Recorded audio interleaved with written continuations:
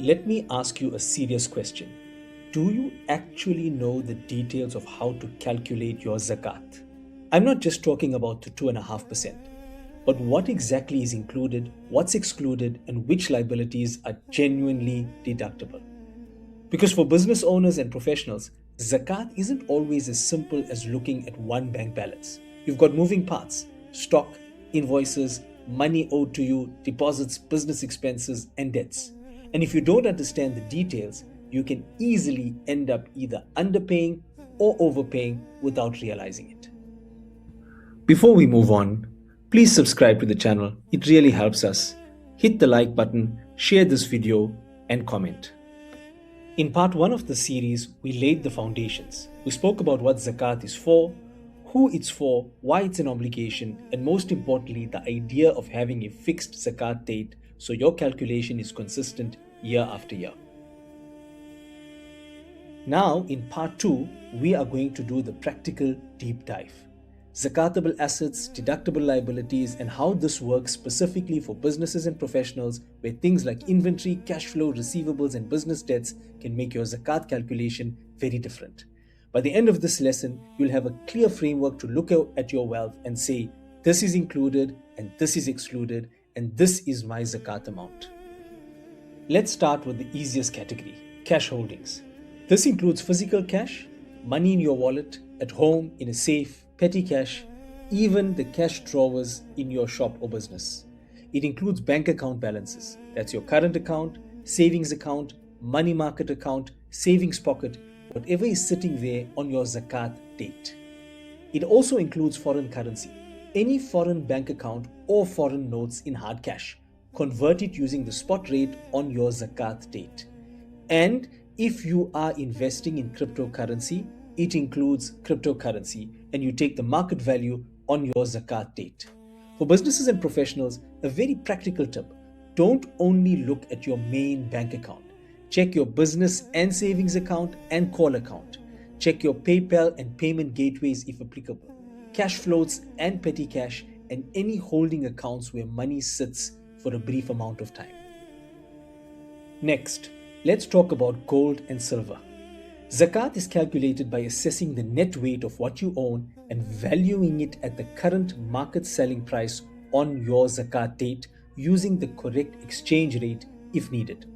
If something is merely gold plated, zakat is typically not obligatory on that item. And if you hold investment coins like Krugerrands, treat them based on their current market selling price, reflecting their gold value. Now we move into the most important business category: inventory. Anything you keep for resale and profit. Zakat on inventory is crucial because it's often your biggest zakatable line item as a business. Now, here are the key rules in plain language. Resale intent matters.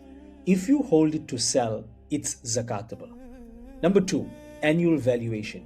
You value your inventory once a year on your zakat date. Number 3, what price should you use? You should use the selling price. What is the stock worth if it's sold in the market? However, you have a concession here to use a realistic bulk sale price. If I sell everything that I own in one single transaction, it's going to be more than the cost price, but possibly less than the perfect retail shelf price. Number 4, be mindful of inventory types and industry pricing. What's appropriate for your line of business? Let's look at some business examples.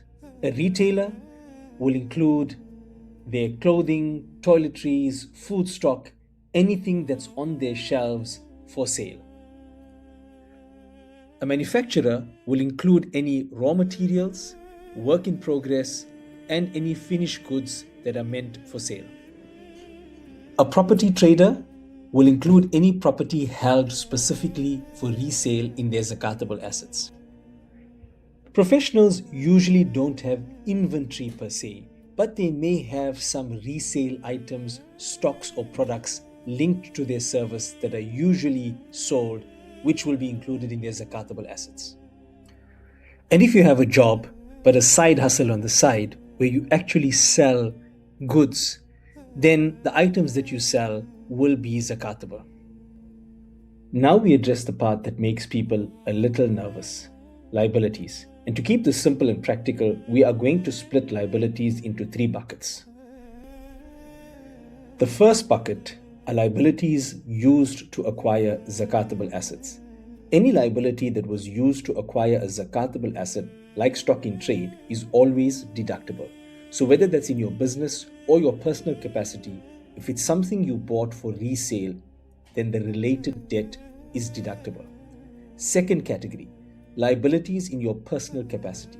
From a personal perspective, loans taken for personal needs can be deducted. So, for example, what you owe for the month, utilities, groceries, and normal living expenses, those can be deducted from your zakatable assets. And then you have long term personal liabilities like a halal mortgage on your home. In that case, the ulama have said that you can deduct 1 year's worth of installments. The third category, business liabilities incurred for non-zakatable assets. These are generally not deducted. In a business context, if you have a liability used to acquire a non-zakatable asset, like machinery, equipment, or a vehicle, then typically that liability should not be deducted from your zakatable business assets. Let's look at zakat on loans and receivables. This is where businesses and professionals often undercalculate receivables, money that people owe you. Zakat isn't only on cash you already hold, it also applies to amounts that are owed to you depending on the type of debt and how likely it is that you will actually recover it. So we'll split this into two categories. Category number one, trade receivables and cash loans. Trade receivables are amounts that are due to you because you sold something on credit. For example, stock sold to a customer who will pay you later, or an invoice issued for goods or services. Cash loans are where you gave someone money as a loan and it is owed back to you. In these two cases, the full amount is zakatable as long as the money is outstanding, because that money is due to you and it's expected to come back to you. Now, there's an important exception.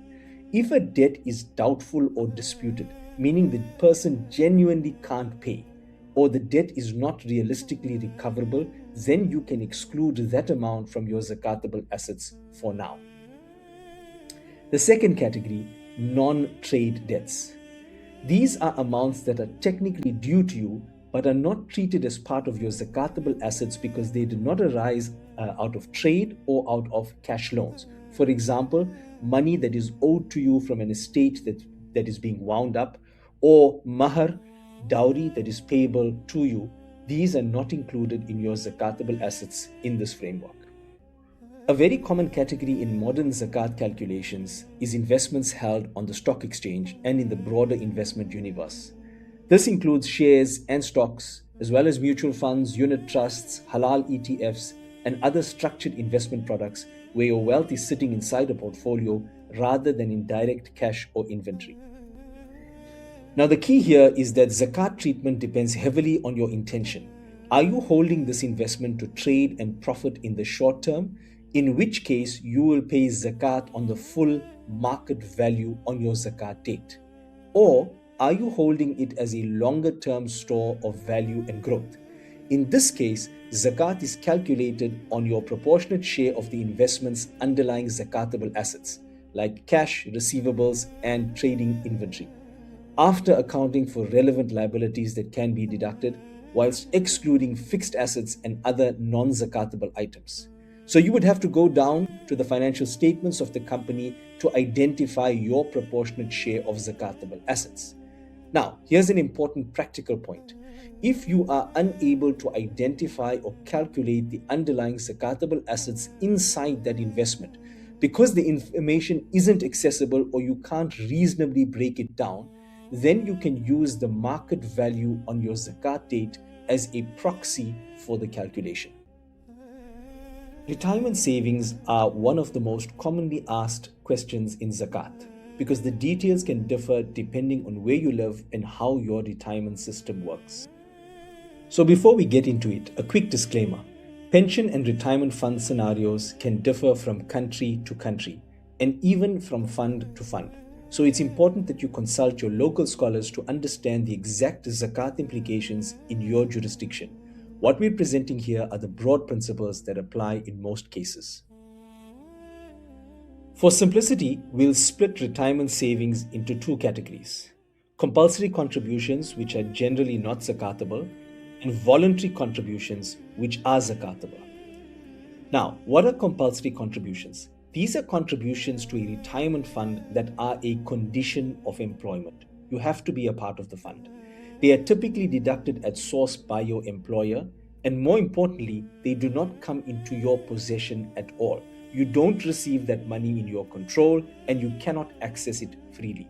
In this case, as long as you are in the employ of that company, the amount sitting in that retirement or pension fund is not treated as zakatable because it is not fully in your ownership and control in the normal sense. Voluntary contributions, on the other hand, is where you make additional contributions outside of employment. Maybe you're a business owner, maybe you're self employed, or you do it as an additional contribution, and you do so after you have received the income in your control. So the money comes to you first, it's yours, and then you choose to allocate it into a retirement or investment vehicle. In that case, the full value of that investment would be zakatable because it originated from wealth that came under your ownership and control, and you voluntarily moved it into that structure.